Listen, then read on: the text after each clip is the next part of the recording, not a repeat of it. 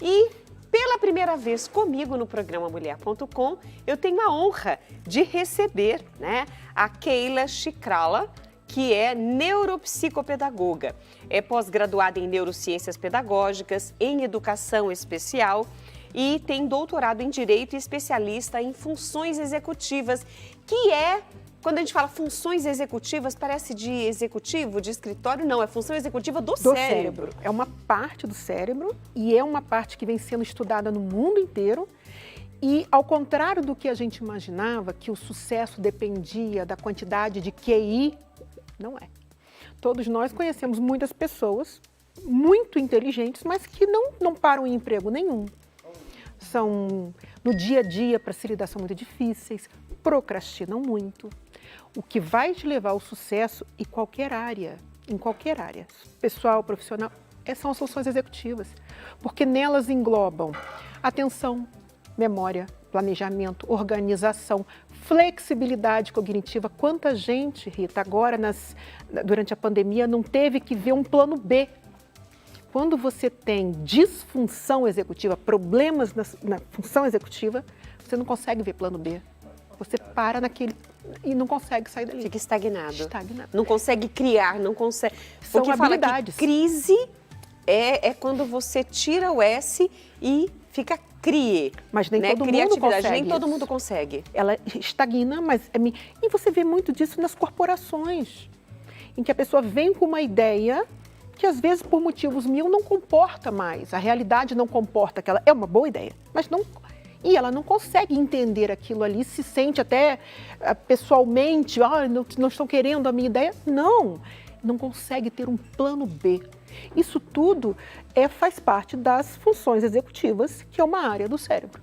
Inclusive, a capacidade, quando a gente fala em procrastinação, muitas vezes é porque tudo que demanda muita energia, demanda muita atenção, a gente acaba por querer procrastinar, porque cansa, o cérebro cansa. Então, assim, quando a gente fala de procrastinação, eu tenho que entender que é um sistema de defesa do meu cérebro. E todo mundo procrastina. Todo mundo procrastina. Eu estava conversando ali com o chefe, eu vi que você estava prestando atenção na nossa conversa e já pensando também de que forma você poderia nos envolver na nossa conversa de hoje, que o tema é procrastinação. Ele disse que ele criou um sistema para que ele não esqueça de nada, nas aulas ou no seu dia a dia, no seu trabalho. E eu também criei os meus mecanismos, porque aqui eu estou falando com você, eu estou ouvindo o diretor aqui, eu já estou pensando, de olho no relógio, pensando em quem está em casa, daqui a pouco eu olho as redes sociais para ver quem está respondendo para você. O cérebro, ele é muito ativo. Aqui eu não tenho como procrastinar, mas em casa, às vezes eu falo, não, eu vou fazer isso amanhã, estou cansada, hoje não. Procrastinar é você deixar para depois o que tem que ser feito agora. Agora. A decisão é agora. Agora. Mas muitas vezes a gente troca por algo mais prazeroso. Qual é o problema? O problema é que o tempo todo nós estamos lidando com as redes sociais, coisas muito mais prazerosas. E a gente está deixando para depois. Qual é o problema de deixar para depois? 2 problemas. Primeiro é o sentimento de culpa e ansiedade que isso gera. Você se livra de fazer agora, mas emocionalmente é muito corrosivo, porque você se sente culpado. Tem aquela cobrança, aquele subconsciente te cobrando, você tinha que estar fazendo aquilo, você tinha que estar fazendo, e você não está fazendo. E o segundo problema são as consequências que isso pode gerar. E quando eu falo em consequências, é em tudo. No trabalho, isso pode te levar a uma justa causa. Uma criança que deixa para ler o livro na véspera de entregar um trabalho, pode não dar tempo e você ter uma nota baixa ou perder de ano. Na vida pessoal, quantos maridos você fala 1000 vezes, tem que trocar a lâmpada, tem que trocar a lâmpada. O que é isso? Procrastinar. E por que nosso cérebro, sabendo que isso gera essa ansiedade, faz isso? Porque ele vai querer procrastinar o que gasta energia. Nosso corpo, apesar do cérebro ter 2% da massa, ele consome muita energia. Só para manter o corpo vivo, ele consome 20% de energia. 20%. Quando eu tenho que fazer algo que vai demandar ainda mais energia, o que o cérebro entende? Eu vou entrar em risco. O cérebro de hoje, Rita, ele é a evolução do cérebro de milênios atrás, em que a energia, o alimento não era como hoje, essa torta linda e maravilhosa. Não sabia, ele comia hoje e não sabia quando iria comer. Ele não sabia quando ia ter energia novamente. Então o cérebro entendeu que sobreviveria quem economizasse energia. Por isso é que ainda hoje um desgaste grande de energia é tido como risco. O que ele faz? Aciona sistemas para botar para depois. Para botar para depois. Amanhã você faz. Amanhã você faz. Só que internamente entra aquele processo de ansiedade, de culpa. Eu estou fazendo o que não era para estar fazendo. Não é prazeroso procrastinar. Você se livra daquilo, mas não é prazeroso. Agora, as pessoas têm hoje, por exemplo, isso aqui é uma ferramenta de trabalho, Sim. Mas é uma ferramenta de fuga também. Sim. Né? E tem, assim, as pessoas... É uma extensão da mão, né? Sim. Todo mundo que você olha tem está algo na aqui, com o celular na mão. E é também um sistema de fuga. O cérebro busca, através desse equipamento, também uma forma de deixar para depois ou não? Sim, o celular de cada um é muito interessante, né? Porque as redes sociais e os programas, eles acabam se tornando muito a nossa cara. Se você abrir a rede social de uma pessoa, vai estar ali os interesses dela, as propagandas que tem mais a ver com ela, que ela iria consumir. Ele fica muito personalíssimo. E, obviamente, que vai me dar prazer. Eu não vou perder meu tempo em algo que não me dá prazer. Quando a gente tem prazer, o cérebro libera uma coisa chamada dopamina, que é o neurotransmissor do prazer. O que você acha que ele vai preferir? Algo que demanda energia, que gasta energia ou que dá prazer? Só que antes, o que dava prazer não era tão acessível. Então, muitas vezes a gente fazia, não estou fazendo nada, vou fazer isso logo. Agora não. O tempo todo nós temos algo que dá prazer muito fácil nas mãos. O que eu falei, o problema são as consequências. Toda vez que você for procrastinar, preste atenção quais serão as consequências da sua procrastinação. Porque como o cérebro é muito danadinho, a gente tende a esquecer. Ele tenta, tipo assim, fazer você não prestar atenção nas consequências de deixar para amanhã. Porque se você prestar atenção, pelo senso de urgência e de responsabilidade, você acaba fazendo. E aí gasta a energia que ele não quer gastar. Então, a primeira dica que eu dou a vocês, quando der a vontade de deixar para depois, lembre das consequências. Vale a pena correr esse risco? Vale, porque tudo é um risco. Pode ser que o amanhã você não esteja preparado, não esteja em condições de fazer o que você deixou para amanhã. Vale a pena? É a primeira dica. A segunda dica, divida em partes. Agora há pouco nós estávamos conversando e uma pessoa falou, olha, eu estou procrastinando fazer o meu imposto de renda. Divida em partes. Hoje eu só vou fazer daqui até aqui. Vamos pegar um exemplo de mães que têm seus filhos que têm que ler o livro. Aí a escola fala, você tem um mês para ler o livro. E você fala, já leu o livro? Não, mãe, amanhã eu começo. No fim de semana eu leio. Depois, não fale assim. Olha, essa semana você vai ler do capítulo 1 ao capítulo 3. Pronto, só isso, eu só quero isso essa semana.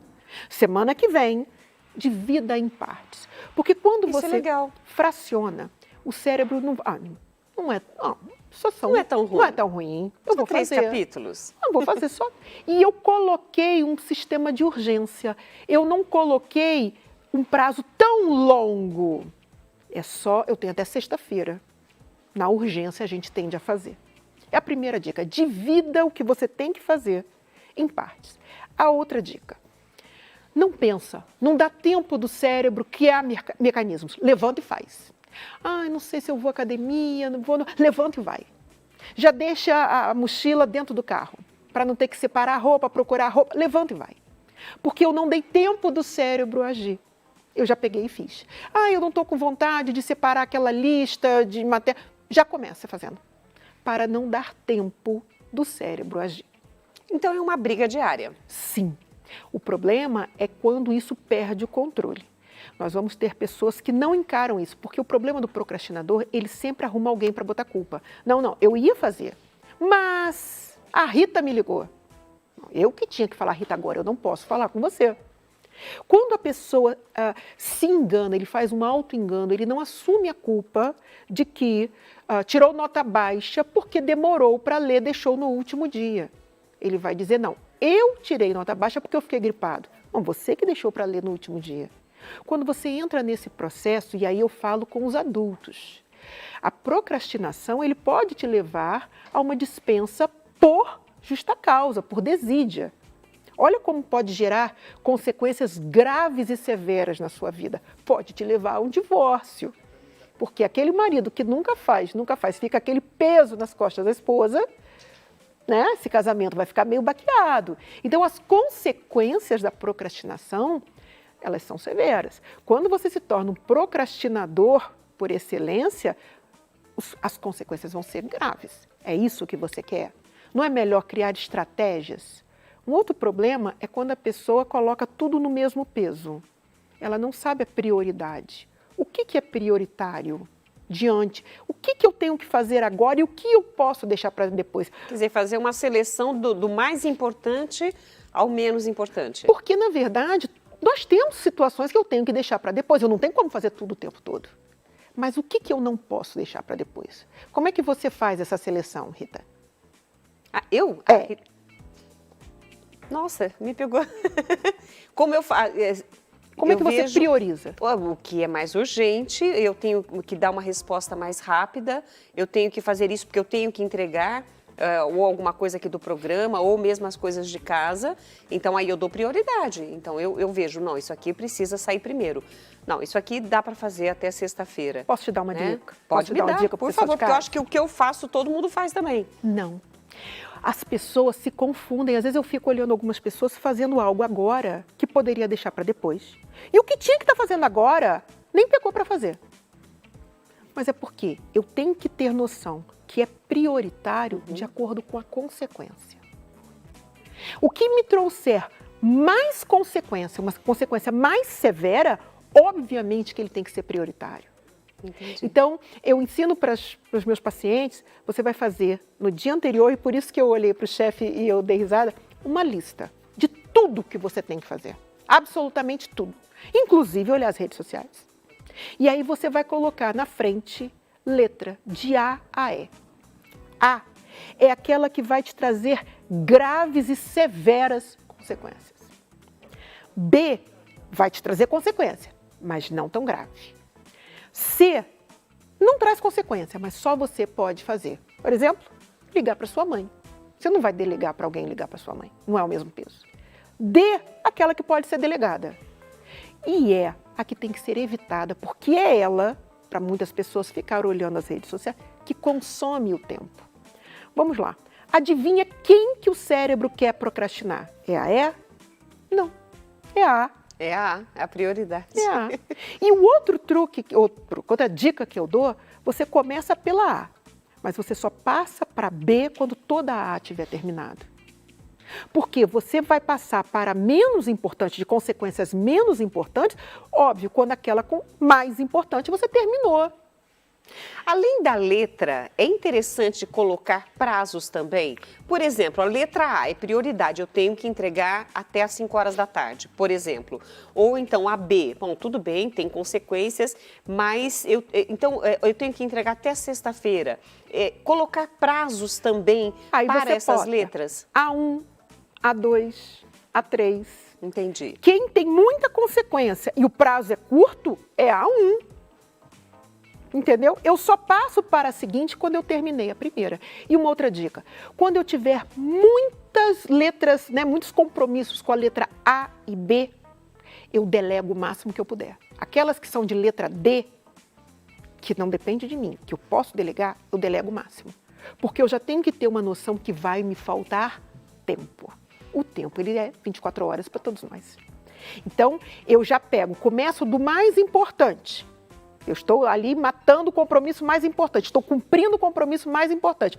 Percebo que eu ainda tenho muito para cumprir. O que eu tenho de letra D? Eu já começo delegando desde o início. para não deixar para a última hora. Entendi. Isso vai fazer olha, gente, isso traz uma produtividade no seu dia. Ao final do dia, você vai ver, nossa, você não procrastina, porque está ali gritando para você, isso aqui é importante.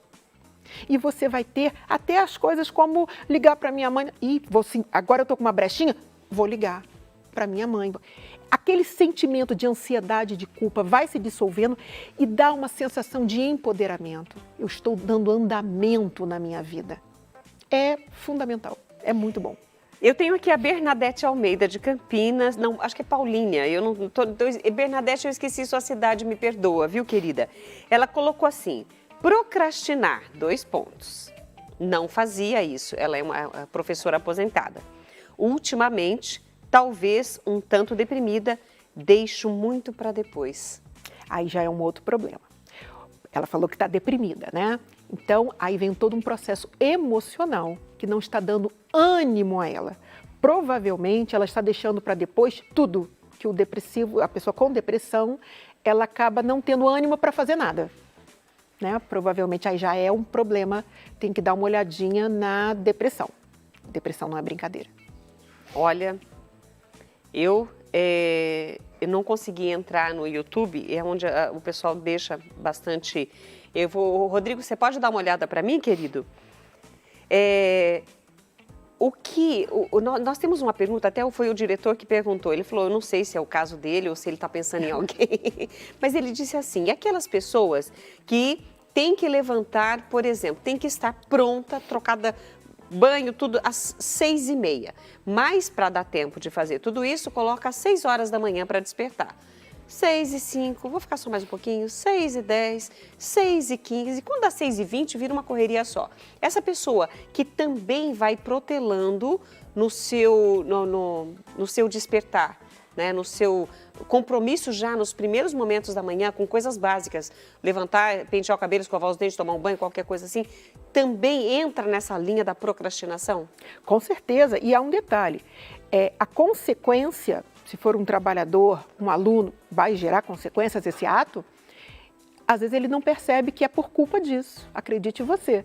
Ah, não, mas é porque o ônibus não passou no horário. Não, é porque você deixou para sair de casa 5 minutos quando já tinha que estar no trabalho.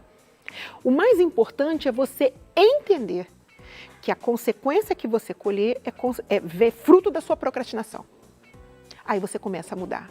É entender os prejuízos que a procrastinação está te causando. Foi o que eu te falei, tudo vem muito a ver com a consequência. Parece piada, mas não é. A pessoa não acha que esse ato procrastinatório está trazendo aquela consequência que ela está reclamando. Ela atribui a tudo, porque o cérebro, na verdade, entra num processo de auto-engano, porque ele não quer parar de procrastinar. E essa questão, volto a dizer, no caso do empregado, né, todo mundo está esperando um trabalho para ele entregar. Ele entrega no dia, na véspera, não entrega, deixa para a última hora. Mais que isso, não dá margem de erro. Né? Vamos lá, vamos pegar o exemplo que você me falou, né, que o diretor me falou. Vamos supor que ele sai, não, em 5 minutos eu estou no trabalho. Sim, mas e se furar um pneu? Ele não tem margem de manobra, margem de erro, de acontecer alguma coisa. Não, em um dia eu leio esse relatório. E se você acordar gripado? Deu para você entender? Você acaba não dando um prazo, uma margem para algo que acontece com todo mundo ocorrer. E aí você vai ter que colher a consequência. Então, eu acho que a gente tem que ter muito em mente até que ponto não sou eu que estou colhendo o que eu estou plantando. E procrastinar, invariavelmente, vai te trazer consequências ruins, nem que sejam emocionais. Um sentimento de culpa, né? De irresponsabilidade. Nossa, fulano é ótimo, mas ele é tão irresponsável, deixa tudo para a última hora. Quem que quer contratar alguém que deixa tudo para a última hora? Pensa. É complicado. O duro que na hora da avaliação, nem sempre isso fica visível para o entrevistador. É verdade. Eu tenho aqui várias participações. A Lúcia Helena Balmer, ela diz assim, faço muito isso. Ela é de Pissarras, Santa Catarina. Wanda Tavares, boa tarde, Wanda. Ela disse assim, sim, deixo algumas coisas para depois. Claro que nem tudo dá para fazer depois. Aí eu priorizo, né? Nós vamos no dia a dia que tá, com certeza todos nós vamos deixar alguma coisa para depois. O quê? O que acontece? Eu acabo deixando aquilo que é importantíssimo, porque ele vai me consumir muita energia. Mas aí está errado. Você tem que deixar para depois algo que não vai ter tanta consequência. Que é naquela última letra lá. Exatamente. Eu tenho aqui a Luísa Hermine. Um beijo para você, Luísa. Beijo para Adriano também. Ela colocou assim: sou muito ansiosa, não deixo nada para amanhã. Isso também pode ser um problema ou não? Pode, porque a ansiedade ela é péssima, né? Então, isso pode te gerar, não sei se inclui o trabalho, o burnout, que é quando a pessoa entra num grau de ansiedade, se consome, se exaure, que é um grande problema que estamos tendo agora. A Wanda Tavares colocou assim: mas sei que as dicas vão me ajudar muito. Vai, viu, Wanda? Para mim, então, você nem imagina o que eu já aprendi hoje. A Lúcia Helena, a primeira que eu citei, ela colocou assim: algumas coisas sim eu deixo e não sei se é medo de errar, de não aceitar, sei lá, mas eu quero mudar. O querer mudar mas já é um passo. É um passo, desde que tenha ação. Não pode só ter o querer. Só querer e não mudar. Então, eu estou procrastinando, qual é a consequência que vai me gerar? Ok. Qual é a atividade? Vou dividir em etapas, em partes.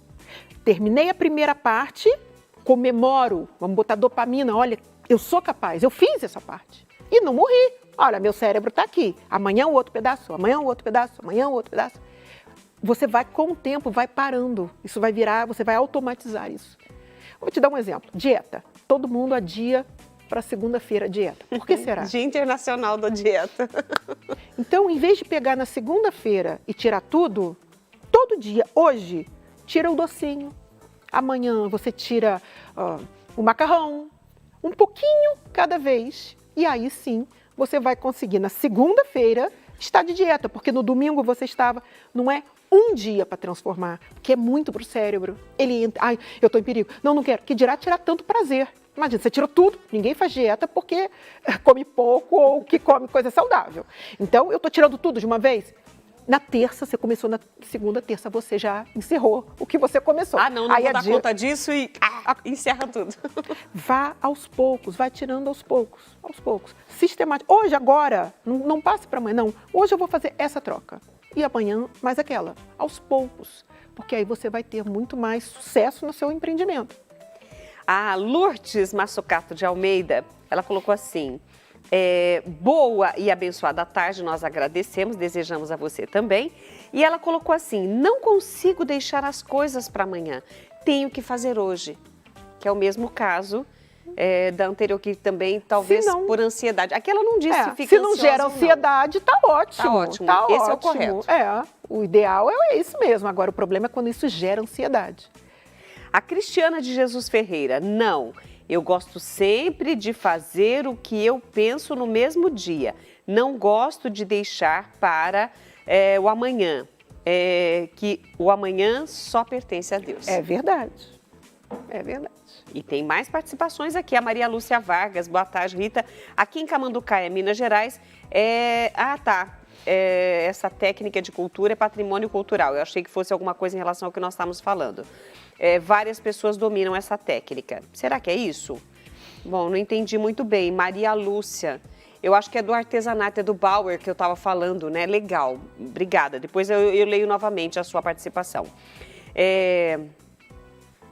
Ok. Tá. A Maria Geralda Rocha, ela é de Mercês, Minas Gerais. Ela colocou assim: boa tarde, Rita. Antes eu fazia sem pensar. Até que um dia eu tinha dentista no dia 10 e fui ao dentista no dia 16, porque eu não marquei o dia. Eu tenho muitos médicos agora, ela está com vários problemas de saúde. Então, o que ela aprendeu? Agendo tudo, sim, dia e hora. Sim. Uma das técnicas excelentes, né, que a gente faz, algumas pessoas não fazem, é anotar o que tem que ser feito. Né? Nós temos hoje em dia um problema muito grave, crônico, de memória.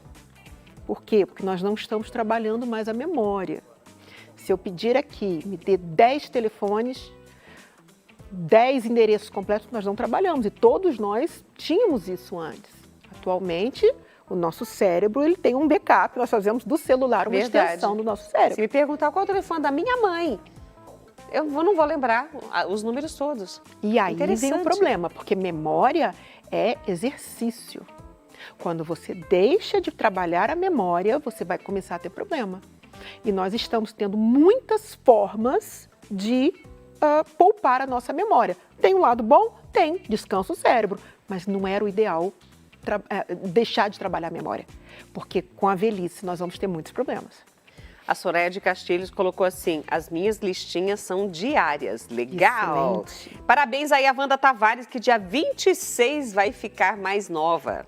É legal, viu, Wanda? E tem mais uma participação aqui, é legal a gente falar, da Carla Fogliene com a gente aqui. Olá, boa tarde, que papo interessante, hein? Maravilhoso ter consciência de como a procrastinação prejudica o nosso dia a dia.